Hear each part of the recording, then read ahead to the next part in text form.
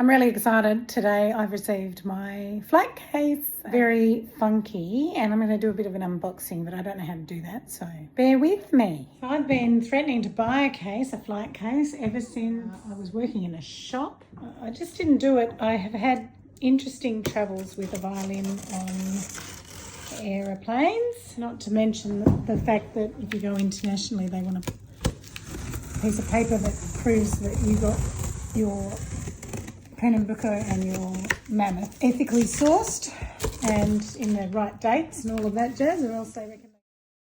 Experience in Tassie. Thankfully I had my second instrument, so I'd gone down to play. Weekend was fine, trip down there was fine, violin was allowed on the plane, and it was a really small case, just a shaped hard case. On the flight back, the manager refused to allow me to put my violin overhead, and so I had to wrap it in bubble wrap. The oversized guys were really good and said to me straight away, what are you doing that, bringing that to us? We don't want to look after that for you. So all of this filler is good packing. It's all made of paper, shredded paper, that they've given great space.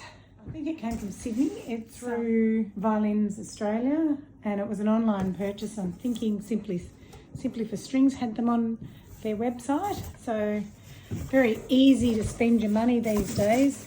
Hands up if anybody actually uses their protector. Yay, it's the one I ordered too, the colour I wanted. How big it is, with the bow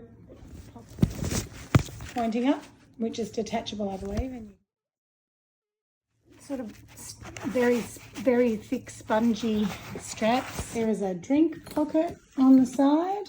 There's a small pocket for your phone or something. And there's a padded and boarded laptop pocket. Then the zips for opening the actual violin case. Always remember when you're using any sort of zipped case to take the zip as far as you possibly can before opening the case. Oh wow. So your instrument is actually suspended and covered with a hard shell.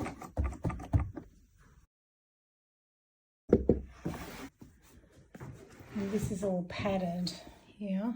And when it's zipped, when these cases zip up, they create a hold that is firm and fully suspended. So it's completely safe. This one is a 3/4 to full size, so I can actually take out the 3/4 fittings. So they're just held in there with Velcro. It's a pity it's not designed as a 4/4 to 15.5 sort of inch, because that would have been fit for purpose, but I don't think they exist. Yeah, very high quality, great zips, exceptionally light. It weighs about, from memory, 2.7 kilos on its own, and it's, as you can see, compared to my BAM, it is quite a lot shorter. Bow tube, as I said, can be removed and put in under luggage. 300-year-old violin